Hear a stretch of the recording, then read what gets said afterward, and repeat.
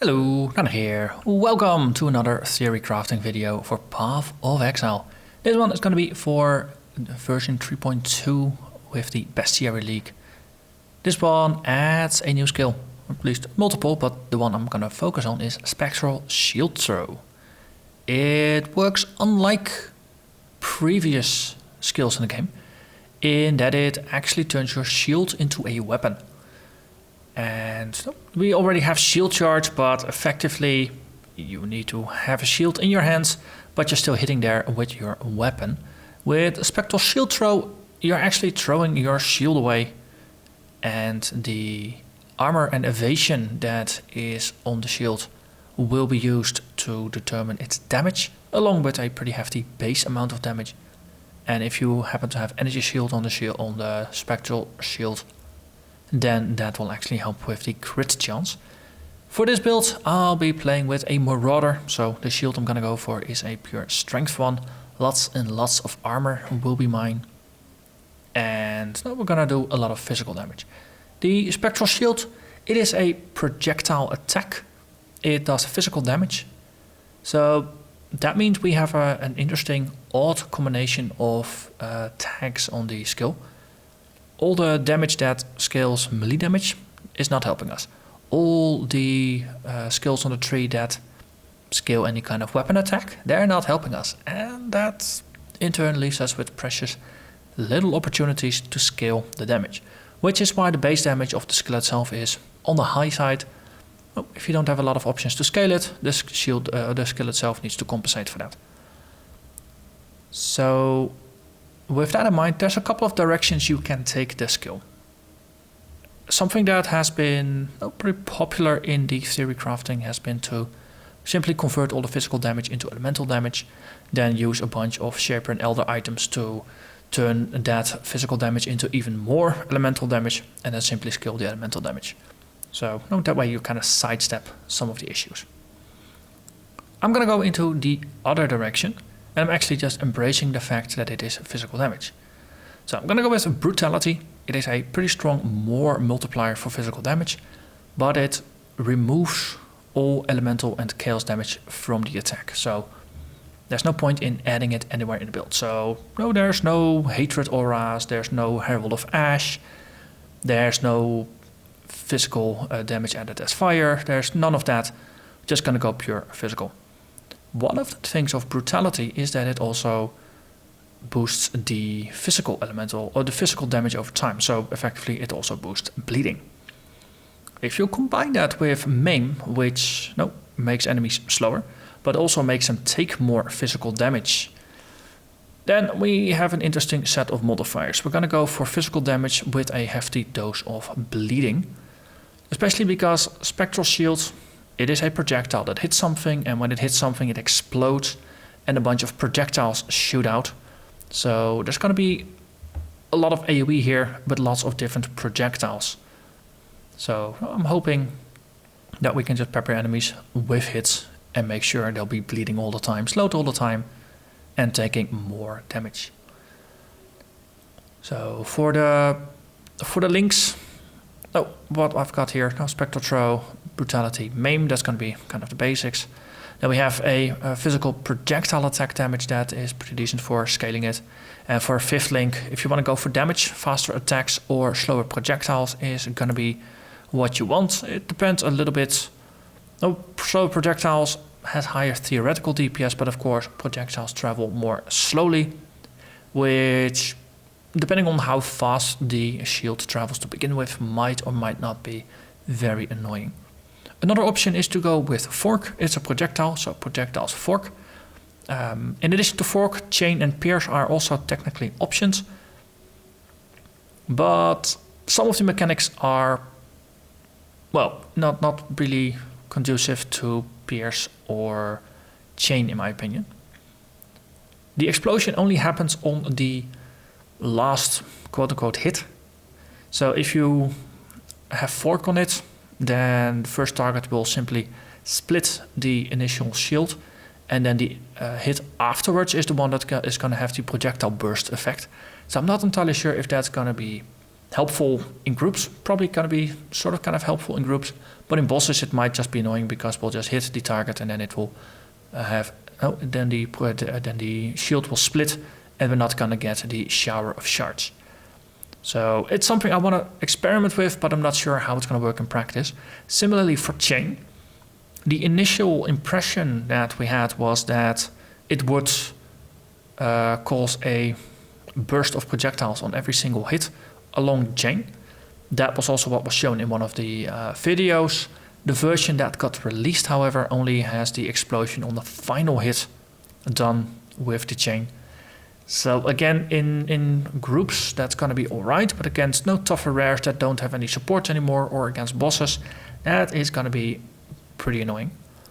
So yeah, I don't think the support things are going to be that useful. The chain, pierce and fork options. So going with faster attacks seems like the best thing to just Theorycraft with. No, we can always amp up the damage or get some more projectiles, but this is a relatively safe bet. So for the remainder of the skill setup, I want to use the vulnerability curse, because that makes enemies take more damage. It also makes enemies more likely to start bleeding, get maimed, and the bleeding will do more damage. On the other hand, now, as you see on the side here, the damage should be sufficient for dealing with regular mobs, so you don't really need the vulnerability against them. Against bosses, vulnerability is useful. That's why I went with the lazy setup. Level 1 cast when damage taken. That in turn gets a Tempest Shield going, so whenever I get hit effectively, I'll have the Tempest Shield up, so in fights we'll have it. It increases my block chance a little bit, and it has a chaining retaliation of lightning damage. And then curse on hit of vulnerability applies that. That's a lot of effort to not having to cast the vulnerability. And there's a reason for that. I'll get into that when we get to the skill tree. In terms of movement, shield charge, while we're using a shield, might as well use shield charge. Faster attack is something you want to have on there. For the third link, if you put it in your weapon, I really fancy going with an advancing fortress weapon, which has a built-in fortify support link, so then effectively you can turn it into a 4 link. So shield charge, faster attacks, fortify is what I want. In this case I'm getting fortify for free, so in that case I'll fall back to blind, because blinded enemies have a hard time hitting me, and that in turn makes me safe. If you don't have an advancing fortress, then we'll simply go with fortify and forgo blind. There's a couple of different weapons in the game that grant you some other skills. So if you have one that happens to grant you faster attacks, then no, you don't need to add faster attacks, and instead you can pick up a blind. So depending on the weapon you end up with, these are some of the options that I would go for. Next up, Immortal Call is of course going to be part of this build. Cast when damage taken, so this is going to be a high level Immortal Call, and that is because we are going to embrace endurance charges. Also picking up Blood Rage, linking it to cast when damage taken means it's only going to trigger in combat rather than me needing to cast it myself. Blood Rage makes you take 4% of your maximum health as physical damage per second. It's a degen effect, so your armor is not going to help you, but other physical damage prevention effects do help there, but you can counter it with life regeneration or leech. But now if you have 4% or more life regen, then effectively Blood Rage has no downsides and only upsides. And in turn it also it increases our attack speed, and it grants us a chance to get frenzy charges on the kill. So it's an extra damage bonus. I'm not counting on it, that's why the calculations here, they don't include frenzy charges. They would be much higher with them, but without it, so it's there's just more potential upside. And lastly, Molten Shell, which grants more armor and has a nice explosion. We're not focusing on fire damage in this build, so the explosion is not going to be overly great, but the armor bonus is going to be pretty nice nonetheless. Then, for the remainder of the supporting cast, we will have a nice Stone Golem. They regenerate life. That helps us stay alive. I like that. and an Ancestral Protector totem. I'm not going to go with the War Chief, even though the War Chief, no, it has AoE, Protector is a single target. The passive effect of the Protector means that I get more attack speed, whereas the War Chief increases my melee damage. I'm not doing melee damage because the Spectral Shield Throw is not a melee skill, so not benefiting from it, so that's why the Protector is here. Both will be linked with Culling Strike, so whenever they hit something, if after the hit the enemy has less than 10% life remaining, it's simply gonna die, so they just help me sweep up some enemies, and they'll be supported by Blind. I'm also of half a mind of maybe just taking Culling Strike off and putting Maim on, just to have another source of Maim, so enemies are always going to be maimed and taking more damage, but given that it is on my Spectral Shield Throw, I don't think it is required. But these are some of the options that are going to be useful to play around with and shuffle around, just to make sure you have all the different sources available. Lastly, some more utility. Enduring Cry. Well, we shout, enemies come towards me, and I get some endurance charges. I'm going to play as a Juggernaut, so Juggernauts really like getting endurance charges. Flame Dash, a teleport that allows me to get up on ledges. It's just for Labyrinth and the old ledge or old map layout. And lastly, I'll probably pick up a Vaal Lightning Trap, just to be able to shock enemies and therefore deal more damage. It's mostly for dealing with map bosses or boss fights during the campaign, but it's a nice part. And so that's basically the skill setup. In terms of items, the only thing that is really important is a shield, because all your damage is going to depend on your shield, and your goal is going to be to get as much armor on it as possible. So right now I've just got a setup with just mediocre rolls for it. So the percentage of armor for most gear is going to be around 70%, even though it could go all the way over 100%. Life aiming at about 60 on average per piece. It could also get more on that. And for a weapon, the Advancing Fortress, you could simply go with like a rare axe. If you go with one of the Markev axes, you actually get a global physical damage boost, which in turn boosts your Spectral Shield Throw. The weapon damage itself is completely useless except for shield charge, so it doesn't really matter. And that perspective also means that you can just go with basically any unique weapon that grants some interesting effects. So for example, if you happen to pick up an Alt-D, trigger level 1 Abyssal Cry on hits. So whenever you shield charge into enemies, well, if you hit them, then there's going to be an Abyssal Cry and the enemies will explode for chaos damage when they die. That's pretty neat. Aurum Vorax, need resistances. Aurum Vorax will fix that problem for you. Down here, for example, the Durancel's Passion, 70% increased damage while you have no frenzy charges. That is a global damage bonus, so it affects your shield charge or your Spectral Shield Throw. Downside is, of course, we are generating some frenzy charges, but they themselves grant damage bonuses. So the Durancel's Passion is nice for getting started in the fight before you have any shield charges, or in boss fights where if they don't have any add-ons, you're never gonna get frenzy charges. Flash Eater is another one that is actually pretty neat. The chance to cause bleeding only applies to things to hits with your weapon, so that is mostly going to be for the shield charge. But 3% of attack damage leech as life against bleeding enemies.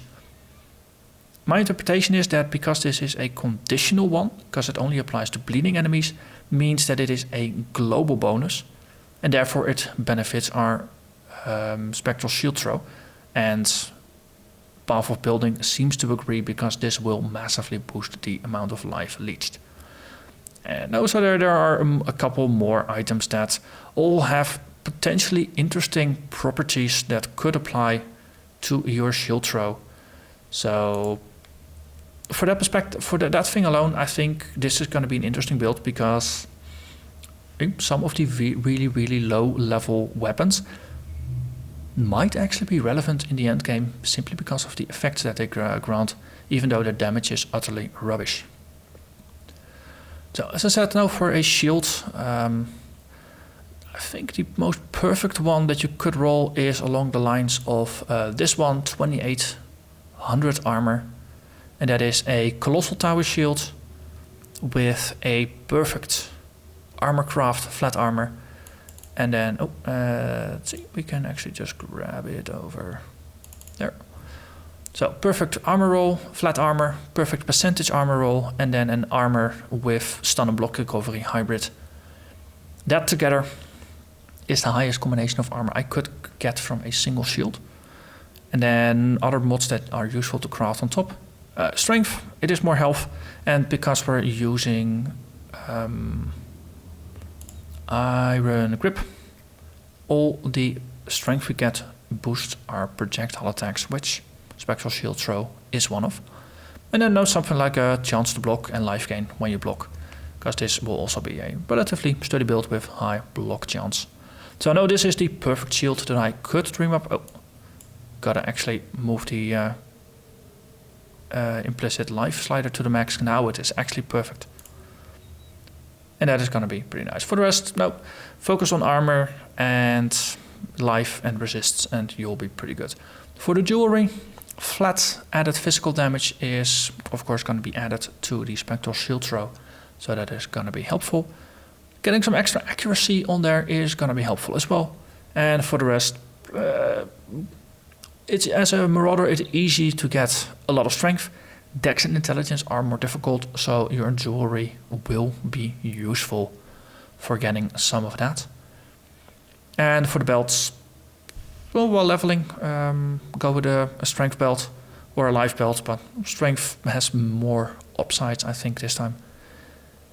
In the end game, the Vice, the Abyss belt, might be useful with an Abyss jewel in it, but now you first have to actually obtain one, because they're a lot more rare than they used to be. For flasks, well, we want to have some good life flasks, and with any kind of insta-heal prefix that you prefer. I like bubbling because you get some instant and you get some heal over time, but later on going for one that actually just grants you a full heal and no damage and no heal over time might also be helpful. Sulfur Flask is going to be useful because the 40% increased damage property applies to your Spectral Shield Throw, and well, having 6% life regenerated per second is pretty nice for helping you stay alive. Basalt Flask might be helpful. It is 40% of 15% additional physical damage reduction. It's not armor, we're already scaling a lot of armor, but this way is just something on the side, and it helps protect you against the really heavy blows. Also, it helps reduce the degen from Blood Rage a little bit. And now lastly, I do like a Quicksilver Flask of Heat, because you can move around fast and prevent yourself from getting frozen from chests. So let's have a look at the skill tree. Yeah, and let's actually start with the Juggernaut. Now, got overhauled a little bit in the Ascendancy changes, though not into something that is completely different like the Berserker. One of the new nodes, or the one of the nodes that actually got changed in an interesting way, at least to me, is Unbreakable. It grants you 2% life regenerated per second, which is always useful. A flat 5% reduced damage taken applies to all damage types, and it doesn't say hits, so it also applies to damage over time. Armor received from body armor is doubled. That is something that I think was already there in the old version. It's still there in the new one. And 1.5% of total physical damage prevented from hits in the past 10 seconds is regenerated as life per second. There's a lot of things in here, but I think it is a really interesting mechanic. It's only about physical damage. It's also only from physical damage that you take from hits. So enemies have to hit you, or you have to hit yourself in order for this to be relevant. 10 seconds is quite a time span, and it has to be prevented. So that is armor, that is other effects that prevent or reduce damage. So evasion doesn't work, but my understanding is that block will work and immortal call will also work. And that's why some of the defensive things have been layered here. If we're preventing a lot of the physical damage from affecting us, then I hope that in turn feeds into this, so we'll kick up our life regen. So we're taking less damage because we're preventing a lot, and then from whatever we prevent adds up on the life regen side, so the life bar is going to be topped up rather well. And there's also quite a hefty dose of life leech in the build, so I'm trying to stay alive from all possible sides. This is not going to be a tanky character, because I like tanky characters. Over here, unflinching, 30% chance to gain an endurance charge when you are hit. So that's just, if some enemies are pummeling on you, you get endurance charges, which is great if you want to feed your endurance charges into Immortal Call to extend its duration, or if you simply want to benefit from the effect that the endurance charges themselves have, which is increasing your elemental resist and your physical resistance. And on the skill tree there's also that one node over here that makes you regenerate a little bit more life for every endurance charge that you have. 25% chance that if you would gain endurance charges, you instead gain up to your maximum number. That means every endurance charge is potentially maxing out things. So if you obtain them frequently, chances are you're going to top up very quickly. And therefore you can use endurance charges as a resource, for example, via Immortal Call, extending its duration. Gain an endurance charge every second if you've been hit recently. So whenever you have been hit for the next 4 seconds, every second you're going to get another endurance charge. That is amazing. Because if you combine that with the 25% chance to actually gain all of your charges rather than just the one, that means if any enemy hits you, within a couple seconds you will most likely be filled up with your endurance charges again. And then on top you get an extra maximum endurance charge. Oh, there's only good things in here. I really like it. It's a pretty solid basis for an endurance charge based build. Then over here we have undeniable. 1000 accuracy is simply very juicy. Well, it's a very viable alternative for picking up a resolute technique. Your hits can't be evaded, never deal a critical strike. It's almost the same, but instead of giving up your critical strikes, you spend some of your ascendancy points.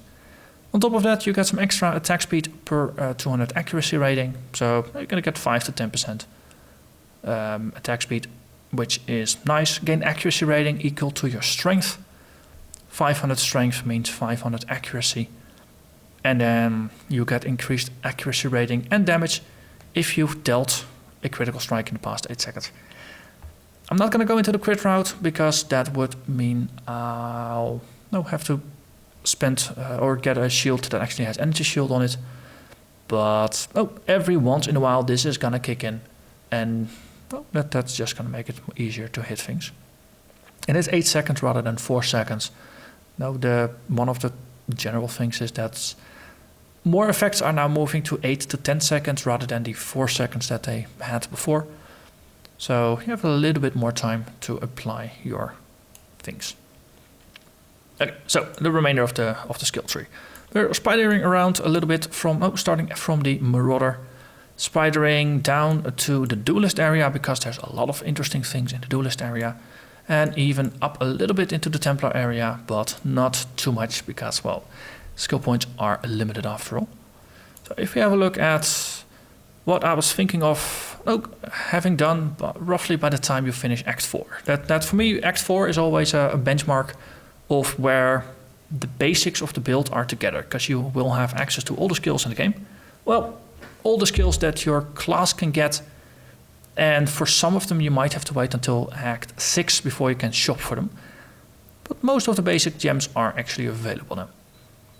So we'll be starting out from the Marauder area, picking up Heart of the Warrior, picking up Versatility for some of the accuracy and Dex and Intelligence, because as I said, Dex and Int are difficult to obtain. Early on we'll grab Diamond Skin as well. 15% to all elemental resist really makes it easy to keep those resist capped off while leveling. Solidity, no, just this whole block here is just focused on blocking. And another interesting property here is increased physical attack damage while holding a shield, and attack skills deal 10% increased damage with ailments while holding a shield.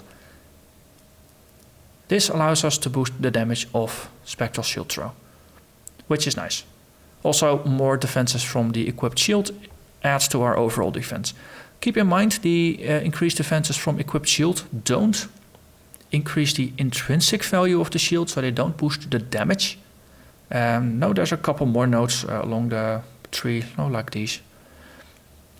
All they do is boost your defenses, they don't boost your Spectral Shield Throw damage, as you can see in the pop-up here. So, well, we're taking the Juggernauts here, and going down here to Blood Magic. Because we can't reserve our... because we don't really benefit from adding elemental damage, in turn there's not really a lot of auras that are actually interesting to run. Well, by going with Blood Magic, we remove mana, we don't have mana issues, we only have to leech life, we don't have to leech mana, and we get easy access to about 45% increased maximum life, which is kinda neat. Next up down here we got Bloodless, so that's just some easy efficient life. Iron Grip, pointed that one out earlier. It increases the physical damage from strength to also apply to projectile attacks instead of just to melee attacks. So more strength means more damage. On top of that, Red Storm over here. Some of the nodes here are bleeding focused, which is okay, but Red Storm itself also has a 30% increased global physical damage bonus, meaning it applies to all attacks, including Spectral Shield Throw, which is nice because there's not a lot of nodes like these on the tree. Next up, we'll just continue going here. Down here we have the Crimson Dance. You can inflict bleeding on an enemy up to 8 times. Effectively turns bleeding into a light version of poison, because normally bleeding can only stack once, now it can stack up to 8 times.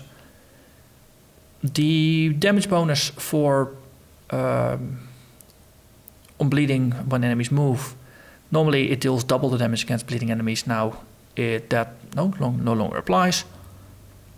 And you also deal 50% less damage per stack of bleeding, but you can stack it up to 8 times. So potentially you can end up dealing 4 times more damage against enemies that are standing still but do have 8 stacks of bleeding on them.